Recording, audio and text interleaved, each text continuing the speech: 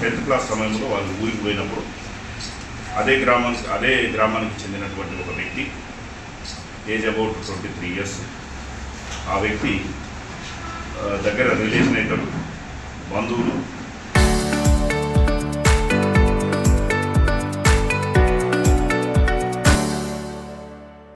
ఆ అమ్మాయిని ప్రేమిస్తున్నా, అతనికి పెళ్ళి అయింది, 2 పిల్లలు కూడా ఉన్నారు. అయినప్పటికీ కూడా ఈ అమ్మాయిని ప్రేమిస్తున్నా, నేను పెళ్లి చేసుకుంటా అని చెప్పేసి ఆ అమ్మాయికి మాయమాటలు చెప్పి ఆ అమ్మాయిని బలవంతంగా శారీరకంగా కలవడం వల్ల ఆ అమ్మాయి ప్రెగ్నెన్సీ అయింది. ఆ విషయం ఎవరికి చెప్పుకోలేకపోయింది ఆ అమ్మాయి. తర్వాత ఎండాకాలం సెలవులు అయిపోయినాయి, ఆ అమ్మాయి మళ్ళీ కాలేజీకి పోయింది. కాలేజీకి పోయినాక తెలిసిన తర్వాత ఏమవుతుందో అన్న ఉద్దేశంతో ఆ అమ్మాయి అంతా కూడా హైడ్ చేసింది. ఎవరికి కూడా, టీచర్లకు కానీ, తర్వాత అక్కడ ఉన్నటువంటి ఆయాలకు కానీ, ఫ్రెండ్స్ కానీ ఎవరు కూడా చెప్పలేదు. లావ్ అవుతున్నావు అని చెప్పేసి అడిగితే నాకు కొంచెం కాలు ఫ్రాక్చర్ అయింది, హాస్టల్ ఫుడ్ వల్ల నేను ఈ విధంగా లావ్ అవుతున్నాను అని చెప్పేసి వాళ్ళకు కూడా కన్విన్స్ చేసుకుంటూ వచ్చింది.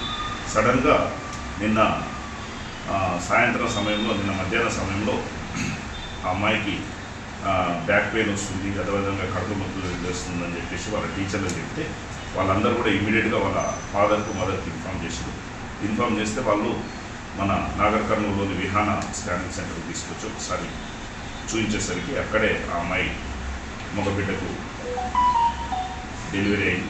డెలివరీ అయిన తర్వాత ఇమీడియట్గా ఆ స్కానింగ్ సెంటర్ వాళ్ళు గవర్నమెంట్ హాస్పిటల్ షిఫ్ట్ చేస్తూ మనకి ఇన్ఫామ్ చేసినారు.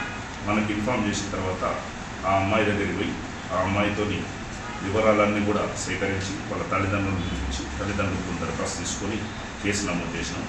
దానికి కారణమైనటువంటి వ్యక్తి ఎవరు అని చెప్పేసి క్షుణ్ణంగా పరిశీలన చేసినప్పుడు వాళ్ళ గ్రామానికి చెందినటువంటి వ్యక్తి, వాళ్ళ కులస్తుడే, వాళ్ళకు దగ్గర బంధువు అని కూడా మనకు విచారణలో తెలిసింది.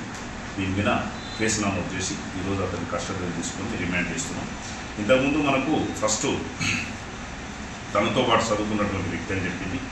తర్వాత మేము ఇన్వెస్టిగేషన్, మా లేడీ ఎస్ఐ గారు, ఆ అమ్మాయి పేరు లేడీ ఎస్ఐ గారు, తర్వాత కానిస్టేబుల్ ఇద్దరు కూడా పూర్తిగా కాన్ఫరెన్స్లో తీసుకొని విచారణ చేసినప్పుడు అసలు ఫస్ట్ చెప్పినటువంటి వ్యక్తి కాదు, ఇంకొక వ్యక్తి అని చెప్పడం జరిగింది.